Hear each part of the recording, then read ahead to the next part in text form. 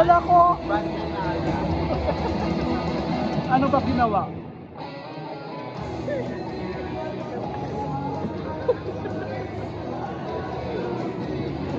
Siya naman si Bok ang palaban at walang inaatrasan bilang isang labor leader. Please welcome, Benedict Ramos.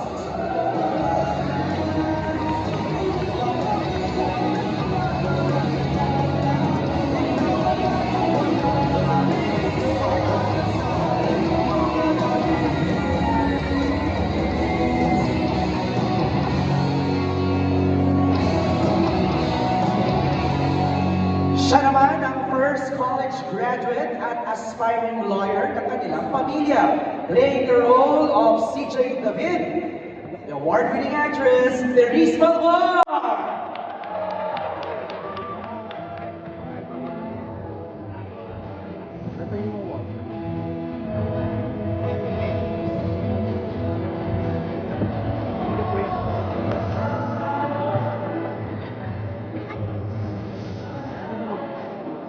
Next is our no-nonsense and rational girl.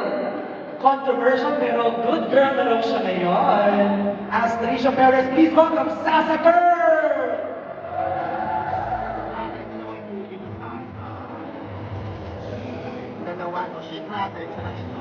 Ay, ang sweet na ng image. Ganda. Parang wala nang kakawain. Ganda. Siya naman ang 24/7 hardworking student, playing the role of Marvin Asuncion. Please welcome Will Ashley.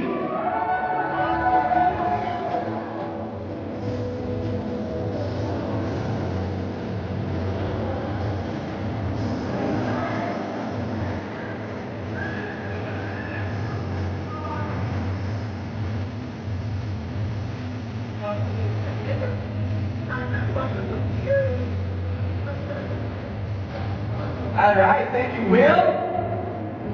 Now it's time to welcome our favorite boys at the back, the OG Bar Boys. Simulan natin sa actor turned law student playing the role of Josh Zuniga, Kian Cipriano.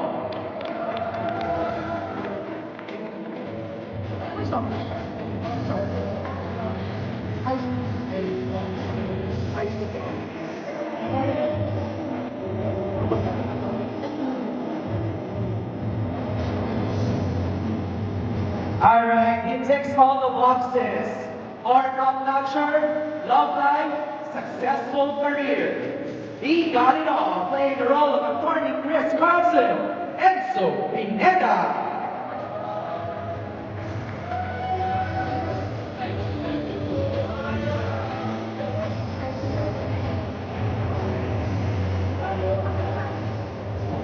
Nandito siya ngayon to give back sa law school as a teacher, playing the role of attorney Nora Garcia. Please welcome Rocco Nasino.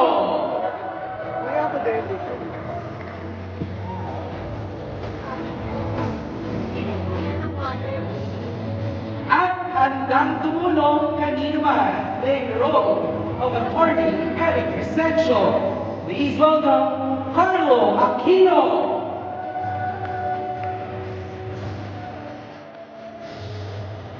The OG Boys, Kian, Enzo, Rocco, and Carlo.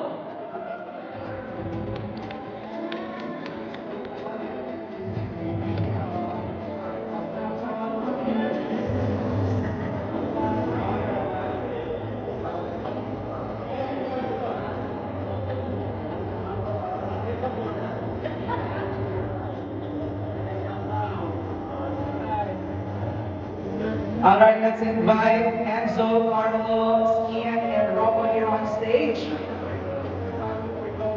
And then before we begin, let's have a group photo with all of our cast members. Ay, walang da.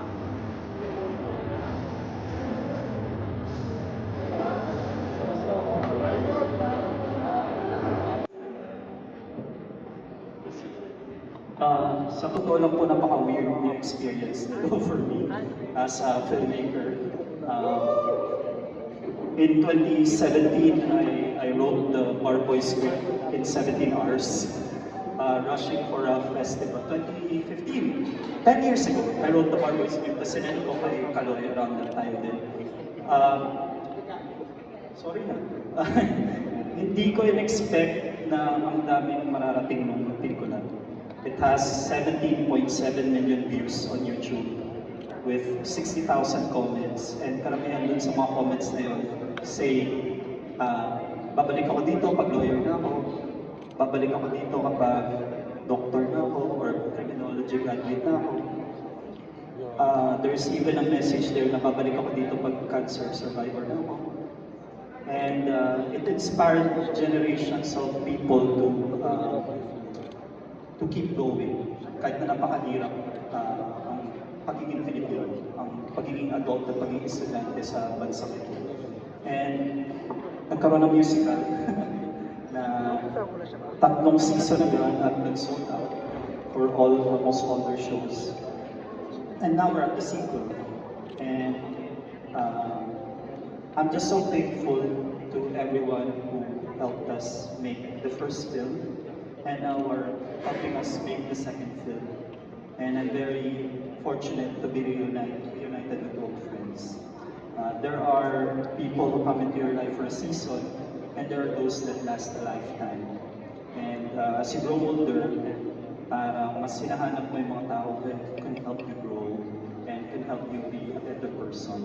And that's why sinulat namin itong pelikulang ito ng 2 of my closest friends in the industry, Director Carlo Catu and Director Zig Tulay. So, sinulat namin siya as a tribute to the people who... Kasi when you're young, ang mga hinahanap ko mga kaibigan yung masasaya. Yung mga social lang.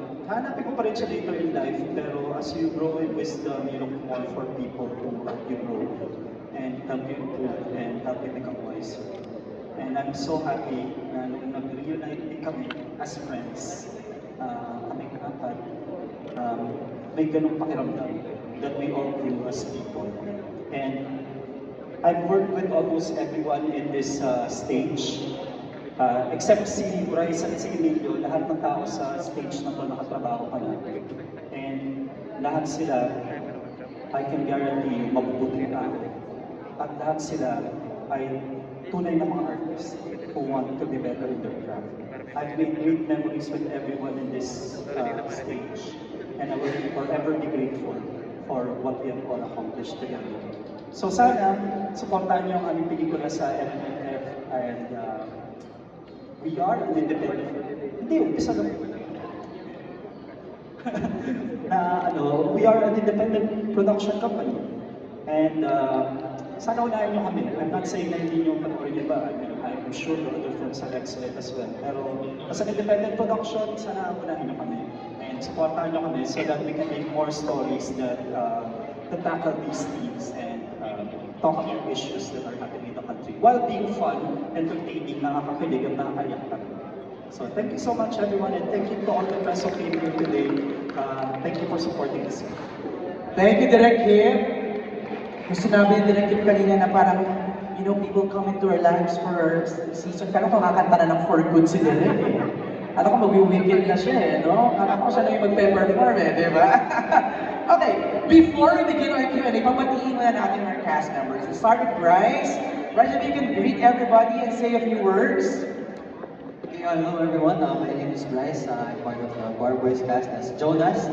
Gusto ko lang po magpasalamat sa inyong lahat for giving your time para pumunta dito, and at the same time, humihingi na rin po kami ng tulong ninyo na supportahan po ang pelikula namin. Ayan, enjoy the night everyone. Thank you, Bryce. Salamat. Ito, the very busy Will Ashley. Hello po, magandang gabi po sa inyo lahat. First of all, maraming salamat po sa mga kaibigan namin sa press. Pagbigay po ng time ninyo para samahan po kami i-share sa inyo itong mapabulong pelikula na ginawa po natin lahat at pinaghirapan namin. Yeah, thank you so much po. Thank you, Will. Of course, the multi-talented Benedicts. Hello po, magandang gabi po sa inyo lahat. Ako po si Benedicts, mula sa universe ng Barboys the Music.